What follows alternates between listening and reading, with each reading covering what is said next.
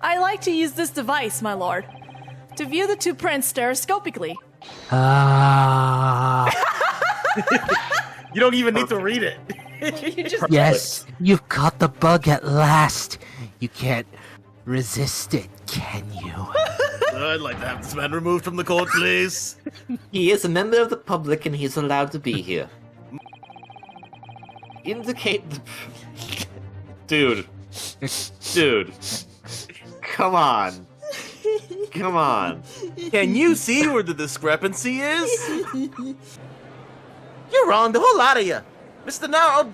Mr. Narrow... Hang on. Mr. Narrow-Odo, the lawyer there, you didn't know nothing about it. Hello, everybody. KVTV on the Sun, and welcome back to the fifth case of the Great Ace Attorney. Gina's on the stand. She's confessing to what happened exactly 2 months ago. But honestly, this is Ace Attorney, and perjury honestly means absolutely nothing. Because, like, There's not been a single... Has there been a single character that's been prosecuted for perjury in these games, like, at all, ever? Every case is murder. If there was, it would have been off screen. It's never been on screen of them just, prosecuting for perjury. So, like, it doesn't really matter at this point. And I would love It don't Ace matter. Attorney case that None was of this matters. not about murder, because that would be more interesting to, like, prove and figure out. But every case is about murder, so, there you go. Well, hold on. Case 4 Great wasn't... Ace Attorney 3 will be about tax fraud. Oh, okay. Well, okay. Sorry. I made the assumption of case 4 that everyone else did, that it was murder when it wasn't. I was gonna say, like, wait, that wasn't murder. Look, even the characters in the game were treating it like it was murder. It doesn't matter. It doesn't even matter. All right. Anyway, we gotta press everything on her statement, so let's go. Hold it! And you were hiding in the cabin at the time as well, weren't you, Miss Lestrade?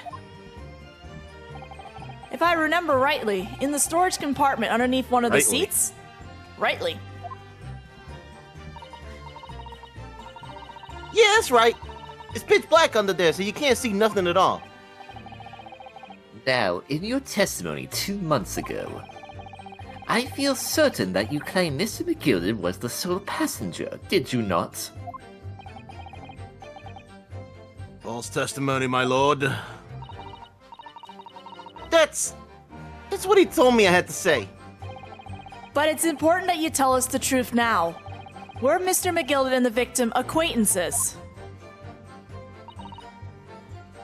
I don't know. But I did hear him talking a lot. What were they talking about? I don't know, stuff. Things. I couldn't hear too well, but I had to say,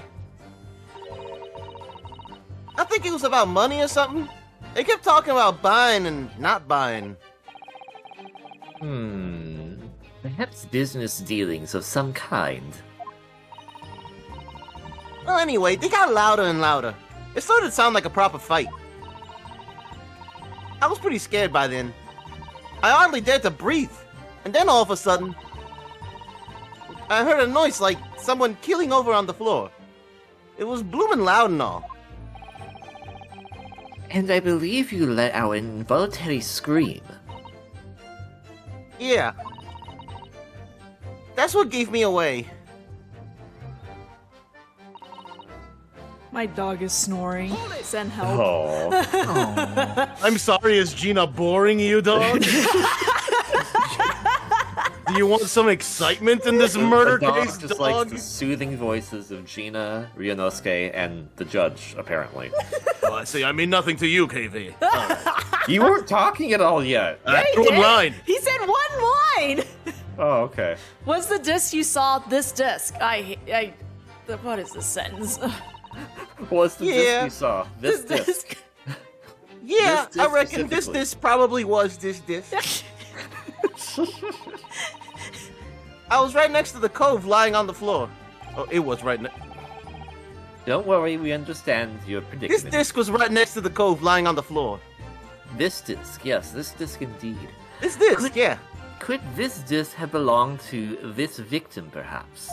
This disc? Yes, this disc. This victim? Yes, this victim. I don't know, but McGilder picked this disc up pretty smartish. Oh my god. And then he set the cove with the knife in his belly up on the seat. With this disc? This disc! What did he say to you at that time? He told me not to say a word about what I'd seen or heard to no one. About the disc and all. I was dead scared. The way he was looking at me, I thought... if I didn't go along with it, I'd get stuck with that knife too. He started asking me a lot of questions. Like what my name was and where I lived and that. He asked me about being a diver too. But after a while, what had happened in the carriage was noticed. Yeah, that's right. First there was a kind of rapping noise. Hold it!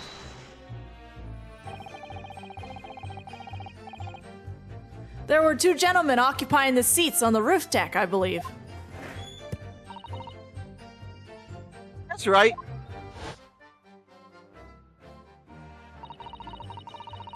They must have looked down through the skylight and noticed the cove with the knife in his guts. When they screamed, the driver pulled out the horses and McGilda got me out of sight.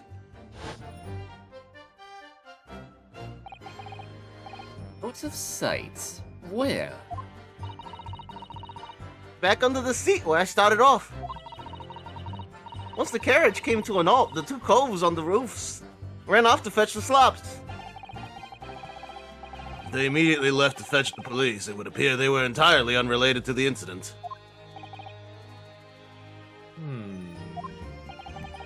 So that left McGilded, the driver, and you still at the scene. Yeah, only the driver didn't know I was there because I was under the seat. I heard the cabin door open and a voice from outside. The driver, yes. He also testified in the trial, I believe.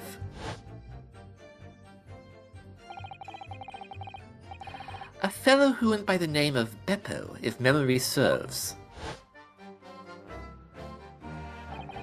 What did McGilded and the driver say to each other?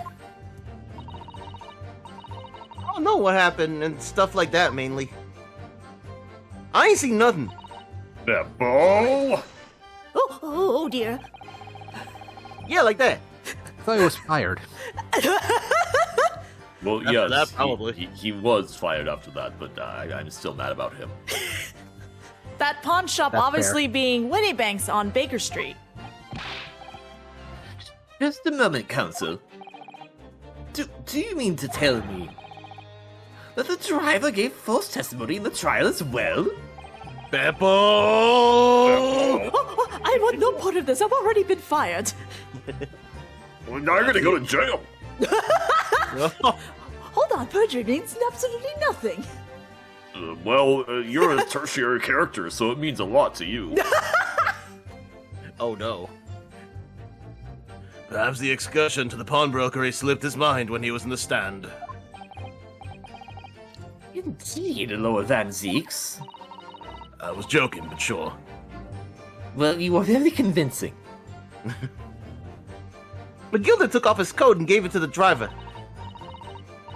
He folded it up all careful-like before handing it over. When I saw him do that, I remember thinking, that coat and what's in it has gotta be worth a few bob. Yeah, Gina was sure the disc must be worth more than Mr. Winniebank was suggesting, wasn't she? I remember her quibbling with him over the price that afternoon at the pawnbrokery. The driver looked pretty happy when McGilda flashed some brass in his face. He went running off at a lick. Then the bog trotter called to me and to come out from the dressed cabin. Oh boy, robots. Hold it! Threaten you how exactly? Told me I'd only be able to scarp her if I did exactly what he said. Which included giving false testimony in court 2 months ago. Yeah, that's it. And there was one more thing he said. Which was... He told me I had to hang on to the ticket from the pawn shop and make sure not to lose it. The tickets? Well, I never. Said that he didn't show up to get the ticket off me before 2 months passed. I had to go to the pawn shop and pay the money to keep it in lug. To stop it being forfeited. He left me with some brass to pay for it. But really? Why on earth would Mr. McGill have done such a thing? Depositing his overcoat with a pawnbroker before the arrival of the police? It makes no sense at all. There would seem to be only one logical explanation, my lord. What McGilded had the driver deposited at Windybanks was something he didn't want the police to see. Something very important that he needed to hide at all cost. Anyway, after that he let me go. So I left it before the coppers showed up. Thank you, Miss Lestrade. Thank you, Counsel. I've heard enough. I believe we now have a reasonable understanding of what actually transpired on the omnibus. It would appear on that night 2 months ago, a negotiation was taking place on the omnibus. A negotiation concerning this disc. However, matters did not run smoothly. When the parties involved began to quarrel over price, McGilda took what he wanted by force. At the expense of the other man's life. Which proves my point. The disc is clearly extremely valuable in some way. Although I don't understand why as yet. And 2 days ago, precisely 2 months after the omnibus incident, McGilded's coat and its content were due to be forfeited. I didn't know what I should do with the ticket. I mean, the Cove died right after his trial. I knew that. So you decided you would try to claim the articles as your own?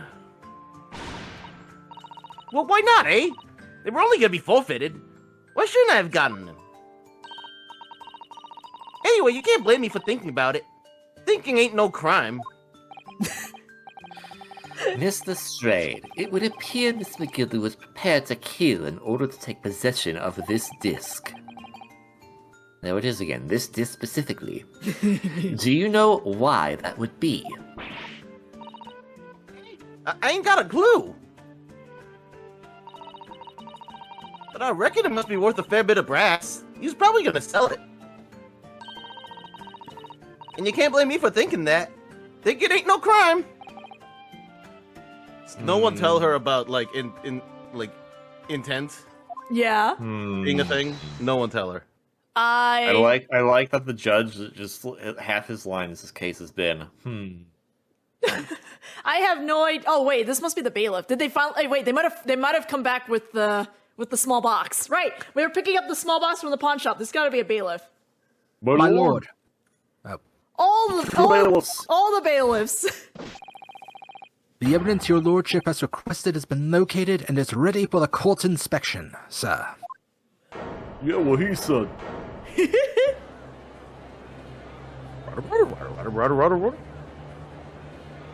Oh my god, there's a to be continue, isn't there? Every time! The mysterious little box, deposited by McGilda 2 months ago. There's no doubt in my mind that it's a key piece in this far-reaching puzzle. There's a to be continue. And then it's gonna immediately continue exactly where it left off. Yep. Just to be certain, Because Mr. Navajo, I have- I never left the audience of the courts.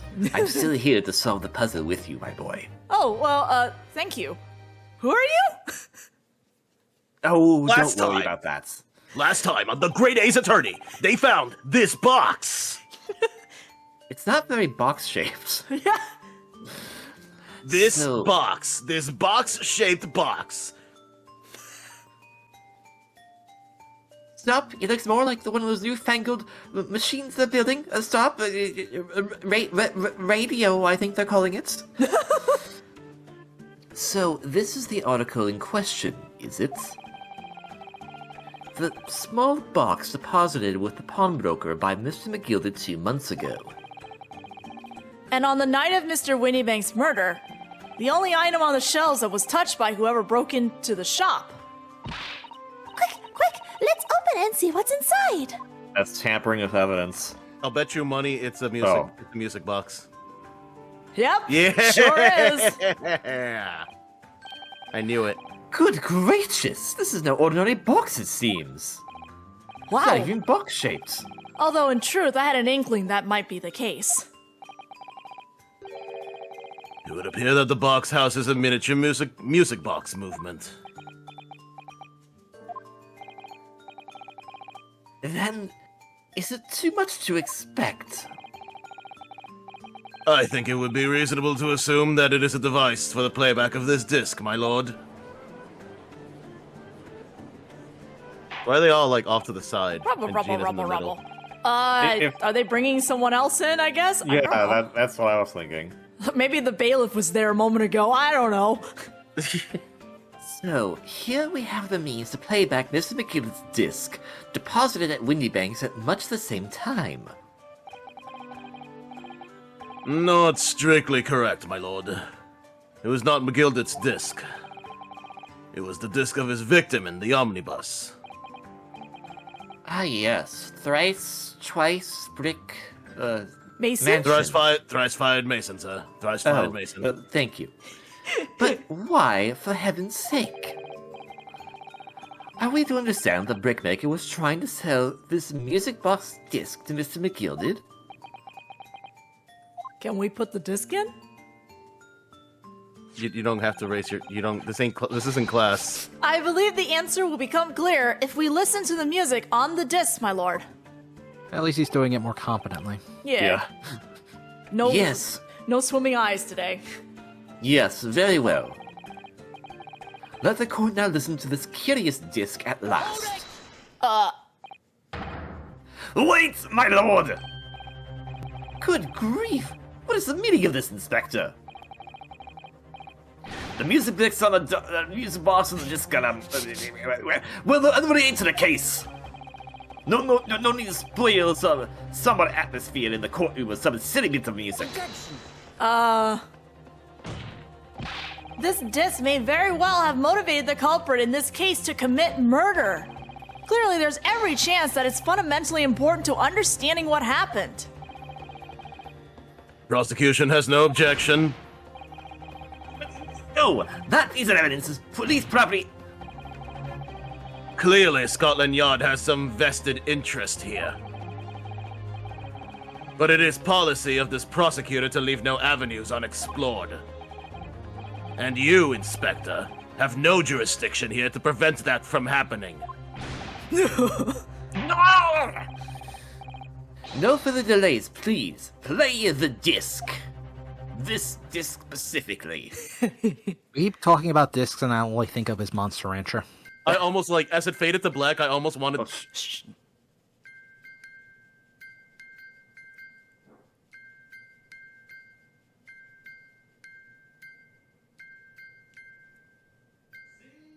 That doesn't sound like music at all. That's Morse code. What on earth? That's certainly not what I would call music. No.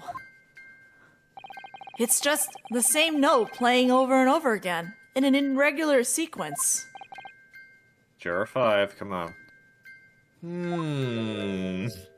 Sir?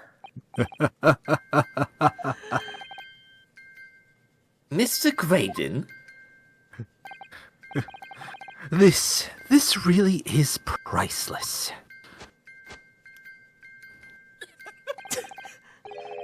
After all that, the music box is broken. Broken? It can't be, can it? He broke it. Well, obviously. In fact, I wouldn't be surprised if the officer sent to fetch it and drop it on the way back to the courtroom. Damn. Oh god, I choked on something. Oh. Well, with much regrets, I feel the court must accept that the music box offers little in the way of clues. Are you ready to move on, Council? No, actually. Come on. Yes, alright. It does sound as though it's completely broken, but is it? Could this music emanating from the music box possibly be a new clue? Yes, Yeah. obviously. Why are you saying that part out loud? I believe it could be relevant, my lord. Good lord, but how can it be? I guess to be fair, Ryunosuke apparently speaks whatever's on his mind, so... I mean, that's been consistent in every Ace Attorney game ever. It's an abomination, Council. Mere noise. I fail to see how it could have any meaning whatsoever. Well, so far, only Emma has mind-read Phoenix Wright. I don't think anyone else has mind-read Phoenix Wright yet. I don't think even Maya has read Phoenix Wright, so... Yeah, she has. Has she? Yeah. Oh, okay. Not as frequently as Emma, but yeah, probably. Where, like, Maya just kind of guessed naturally kind of thing, versus Emma actually just really reading his mind kind of thing? No, just like the side characters can always read the protagonist's mind all the time. It's kind of Iris is doing it. It does sound strange. I was talking about the main line, not Gray's Attorney. I'm talking about all of them, man. It does sound strange, I agree, but there's one thing bothering me. While Graydon stands there chortling victoriously, the inspector beside him has a rather telling expression on his face. He just needs to be sweating. It's as if Gregson recognizes the sound, as if he's familiar with it somehow. And that's making him appear extremely on edge. Greg's on an edge, tips his hat. They just need to make him sweat, man. Yeah. If that's the stance of the defense, my Nipponese friend, then answer me this. Oh! We're gonna play it again! Just to stress out Gregson! Just what relevance do you propose this woeful chiming has on this case? It's the defense's belief that the sound emanating from this music box is... Not supposed to be music. My favorite genre of music. I almost want to pick it just to see what happens. Yeah. Just because this is a music box, it doesn't necessarily mean the sounds we're hearing are music. Look at that. The smile vanished from Graydon's lips as soon as I said it. No, I just don't like the way you talk. Oh, It wow, can be two okay. things. I'm on the right lines here. I must be. Making deductions based on how people react to what you say. You're acting just like Hurley, Runo.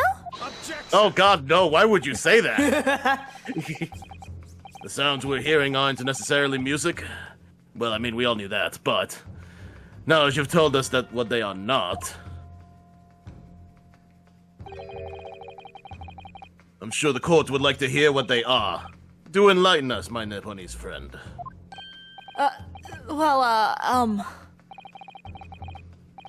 Surely you have an idea in mind, because if not... it will be the death of your ill-formed argument. Exactly. The music box is clearly broken. Refusing to accept that is pure foolishness. They've got me. I don't know what the answer is. Yet.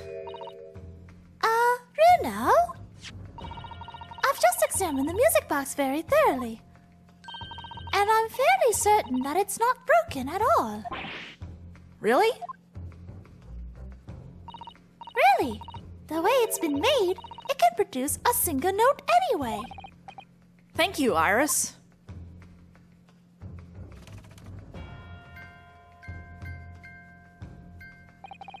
Alright, well if the music box isn't broken, it must mean that the sounds it's producing have some significance that isn't musical. Does Ryunosuke even know Morse code? He should. One of the jurors is using it. Could it be... is that what these sounds are? What, can he hear us now? Sure. Yes. Something's just struck me, Runo. I feel like recently, in the past few hours even, I've heard another sound very much like the one this music box makes. Coming from the juror's desk, actually. Yes, it's a familiar sound. No. Ace Attorney games. I don't know what these sounds are. Actually, Ace Attorney Iris, games in which we all know what it is, but we have to wait for the characters to catch up. Yep. I was just thinking exactly the same thing. I'm going to have to press the defense for an answer. If your assertion is that the sound produced by this music box is in fact not music at all, then what the devil is it, Counsel? We also get to Juror learn number 5, are you No, asleep? Like, what is going on? all the evidence we've seen so far, all the testimony we've heard. It's all pointing to one single answer now. Juror 5's still too busy looking at the stereoscope because Juror 3 really convinced her. Okay, there's either two things. She's either watching Juror 3 or she's watching Graydon. One of the two.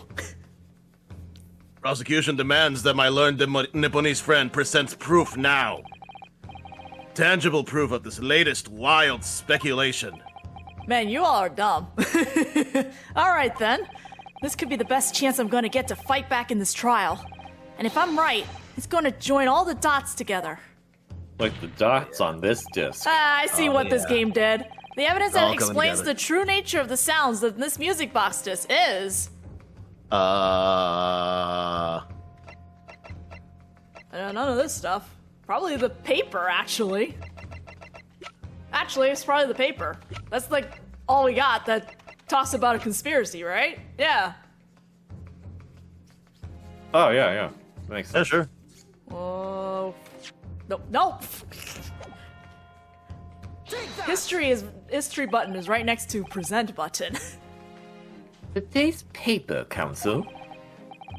The headlines is Pawnbroker perishes in pick-purse plunder. Highly supportive of your case. Turn it around.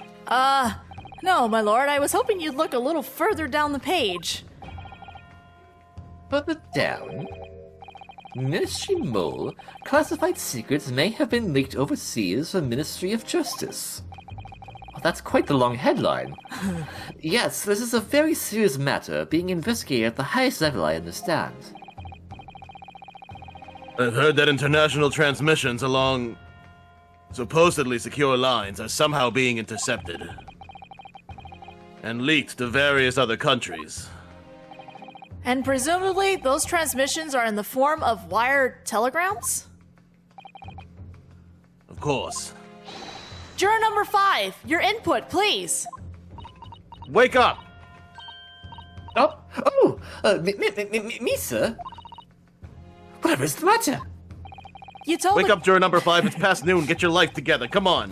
I've already been awake. I've been telegramming this entire court case. You told the You court. shouldn't be doing that. That's illegal. You told the court before that you worked at the same communication station as Mr. Graydon, did you not? Yes, that's correct. And the particular station where you work deals with government communications and newspaper reports. Yes, with that rather than in the communication station at all, our work is extremely important. Then tell me, is this not a very familiar sound?